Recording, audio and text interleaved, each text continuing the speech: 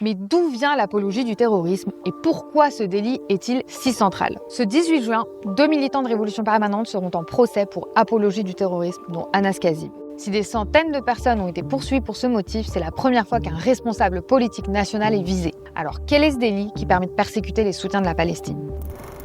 Depuis le 7 octobre 2023, le délit d'apologie du terrorisme est utilisé de façon massive pour réprimer les soutiens de la Palestine. Selon Libération, entre le 7 octobre 2023 et juin 2024, 735 personnes ont été mises en cause pour apologie du terrorisme, 379 poursuivis et 189 condamnés. Cette avalanche de procédures, c'est un choix politique. Dès le 10 octobre 2023, Éric Dupond-Moretti appelait les procureurs à mobiliser l'infraction d'apologie du terrorisme pour poursuivre toute une partie des discours pro-palestiniens. Pour des tweets, des pancartes ou le relais de publication Facebook, des centaines de personnes ont été attaquées. Parmi les mises en cause, on retrouve des manifestants, des étudiants, des imams, des élus locaux, des syndicalistes comme Jean-Paul Delescaux, des intellectuels comme François Burga, des députés comme Rima Hassan ou Mathilde Panot.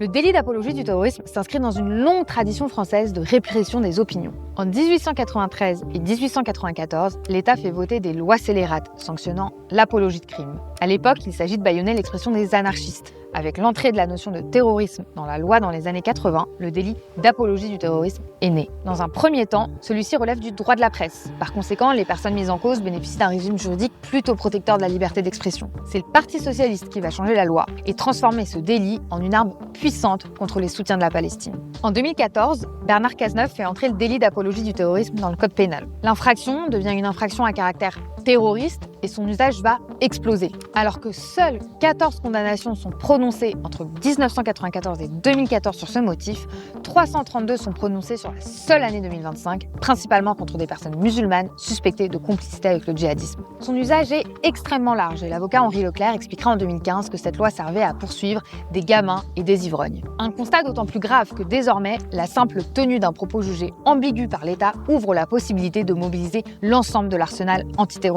Depuis le 7 octobre 2023, un nouveau cap a cependant été franchi. L'apologie du terrorisme est désormais une arme utilisée massivement contre les soutiens de la Palestine. D'autant que depuis 2021, la condamnation pour apologie entraîne l'inscription au fichier des auteurs d'infractions terroristes. Des voix s'élèvent contre ce rétablissement d'un crime d'opinion. Par exemple, en 2022, la France a été condamnée par la Cour européenne des droits de l'homme pour sa loi de 2014. La Cour a très clairement affirmé que la possibilité d'envoyer en prison des individus pour des propos était une violation de la liberté d'expression. Récemment, c'est Marc Trévidic, ex-juge antiterroriste, qui a pris position contre ce délit. Il dénonce ce que l'apologie du terrorisme est devenue aujourd'hui. Je cite : « Regardez ces groupes qu'on a qualifiés de terroristes avant de se raviser. Les opposants iraniens comme Mariam Rajavi, Yasser Arafat, indéniablement terroristes avant de recevoir le prix Nobel de la paix. Et aujourd'hui, cette volonté de criminaliser les mouvements d'ultra-gauche. Le terrorisme, ça doit troubler gravement l'ordre public. Avec la notion d'apologie, on est à la frontière du délit d'opinion. » Le délit d'apologie du terrorisme, c'est donc un outil répressif qu'il faut combattre. C'est pour cette raison que le 18 juin prochain, avec mes consoeurs Prisca Ancion, Romane Bartoli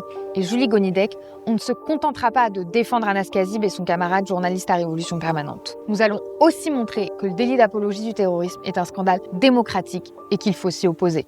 Le 18 juin, on va faire du procès d'Anas Kazib le procès du génocide et de la criminalisation du soutien à la Palestine. Face à leurs intimidations, il faut faire front. Alors rendez-vous le 18 juin à midi au tribunal de Paris, métro Porte de Clichy.